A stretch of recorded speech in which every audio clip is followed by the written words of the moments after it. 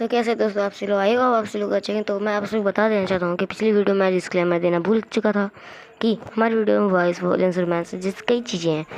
कृपया करके आप लोग इसे अपने घर पे फॉलो मत कीजिएगा। तो वो वीडियो चलिए स्टार्ट करते हैं। शुरू होती है वीडियो। तो वैम्पायर, ये तुम क्या कर रहे हो? साइंटिस्ट, ग्रैंड वापर, यही तो हमारा एक्सपेरिमेंट है जो हमारा बदला लेने में मदद करेगा। तो मैं फ़िलहाल इसे इसकी असली हकदार पावर दे रहा हूँ। यहाँ जी वैम्पायर और उनका लीडर ग्रैंड वैम्पायर अपना बदला पूरा करने के लिए एक्सपेरिमेंट कर रहे थे। तो वहीं दूसरी तरफ डीमन वैम्पायर और उनका लीडर दी गॉड वैम्पायर एक महा लड़ाई के लिए एक वैम्पायर तैयार कर रहे थे। और इस वैम्पायर का नाम था स्कैरी गॉड। स्कैरी गॉड का सिर्फ नाम ही नहीं डरावना था, उसकी शक्ल से लेके उसके काम भी डरावने थे। और जिस लैब में उसको बनाया जा रहा था वही दी गॉड वैम्पायर डीमन वैम्पायर का लीडर आ जाता है और बोलता है, कैसा है हमारा वैम्पायर? तभी डी गॉड वैम्पायर का साइंटिस्ट बोलता है, बस डी गॉड वैम्पायर, हमारा वैम्पायर अभी कुछ ही देर में तैयार हो जाएगा। यह सुनकर डी गॉड वैम्पायर हंसने लगा।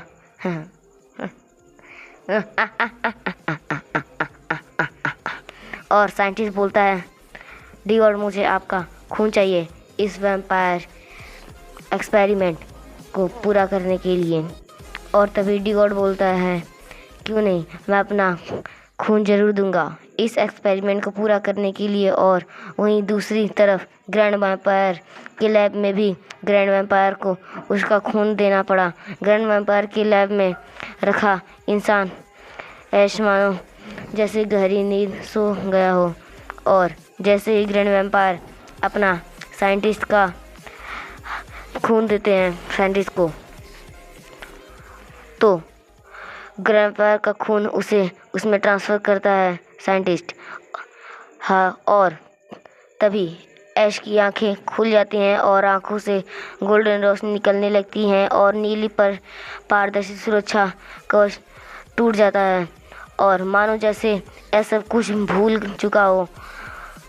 तो ग्रैंड वैम्पायर से पूछता है, मैं कौन हूँ? मुझे यहाँ पर क्यों लाया गया है और मैं यहाँ कहाँ से आया हूँ? साइंटिस्ट यह देखकर हैरान हो जाता है कि यह नीला सुरक्षा कवच कैसे टूट गया।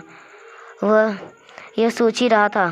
तभी ग्रैंड वैम्पायर उससे बोलते हैं, तुम धरती से लाए इंसान हो, हमारे इस बदले लेने के एक्सपेरिमेंट के लिए तुम हमें सही लगे, क्योंकि तुम्हें वह शक्ति है जो इस पावर को झेल सकती है और तुम्हारा नाम ऐश है। और तुम्हें बताते हुए मुझे गर्व हो रहा है कि तुम अब हमारे महायुद्ध में हमारे साथ लड़ोगे, लेकिन अब पावर सहने कर चुके हो तो तुम्हारी बॉडी पर प्रेशर पड़ेगा, इसलिए तुम्हें फ़िलहाल आराम कर लेना चाहिए। तुम्हारे आराम करने के लिए एक कमरा भी बता देता हूँ जहाँ तुम आराम कर सकते हो। साइंटिस्ट इसे उसके आराम करने के लिए एक कमरा बता दो और ऐश तुम्हें बता देता हूँ कि तुम्हारा नाम अब ऐश नहीं, बुद्धि, सद्बुद्ध, शक्तियों का देवता, महाविनाशक, महादयालु क्रैकर ऐश है। तभी क्रैकर ऐश बोलता है, धन्यवाद मेरा सर, मुझे मेरा नया नाम बताने के लिए। कैसे? वैसे सर, आपका क्या नाम है? साइंटिस्ट इसे सुरक्षित और मजबूत कमरा दिखाने जाओ। क्रैकर, तुम्हें साइंटिस्ट सब बता देगा। क्रैकर ऐश बोलता है, वह सब तो ठीक है, लेकिन आपने मेरा नाम रखा था क्रैकर ऐश, लेकिन आप मुझे सिर्फ क्रैकर ही क्यों बुलाया? तभी ग्रैंड वैम्पायर हल्की सी मुस्कान के साथ बोलते हैं,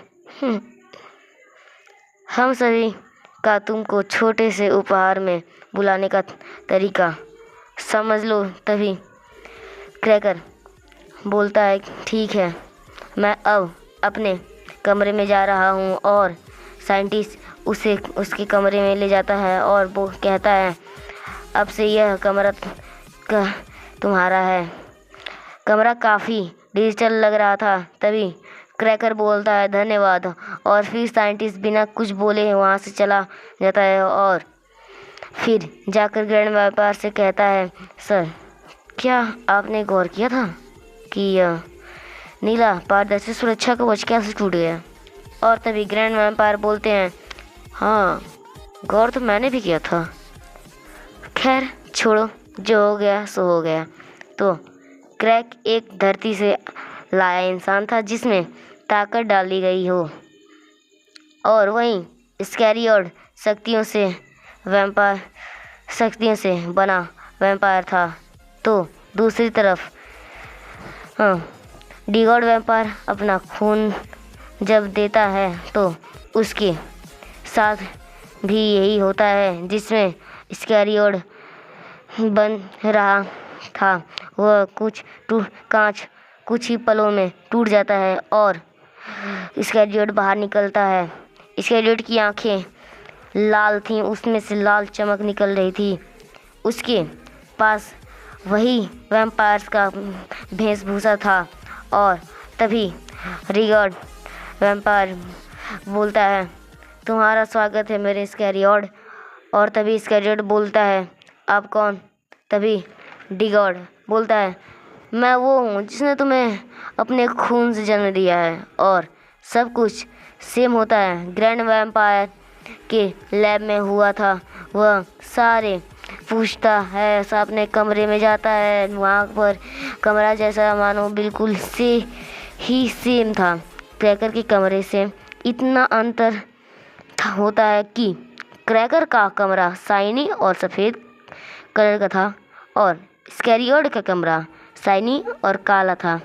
और साइंटिस्ट डिगॉड के पास जाता है, पूछता है, डिगॉड गौर करके इस बात को हटा देता है, सब कुछ सेम होता है। फिर ये कांच टूटा कैसे?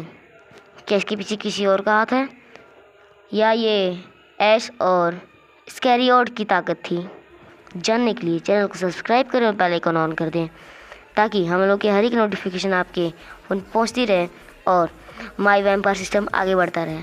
धन्यवाद, आपका स्वागत है।